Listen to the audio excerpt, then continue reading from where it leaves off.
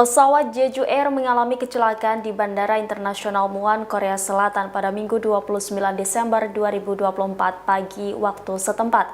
Pesawat berpenumpang 181 orang itu dilaporkan hanya 2 orang yang berhasil selamat. Terungkap pesan terakhir salah satu penumpang di detik-detik sebelum insiden.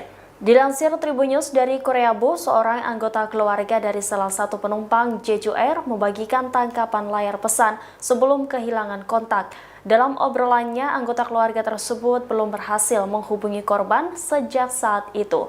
Isi pesan itu mengungkap penumpang bahwa pesawat belum bisa mendarat. Dia menyebut bahwa seekor burung masuk ke sayap pesawat yang ia tumpangi. Bahkan penumpang itu menanyakan kepada keluarganya terkait surat wasiat. Sejak pesan itu, korban tidak lagi mengirim pesan dan tidak bisa dihubungi oleh pihak keluarga.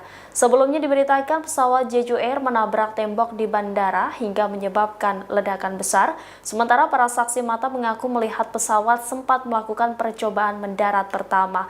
Kemudian pesawat balik arah dan berputar-putar di langit sebelum percobaan mendarat kedua yang berujung insiden maut. Saksi juga melihat percikan api di bagian sayap kanan pesawat sebelum mendarat.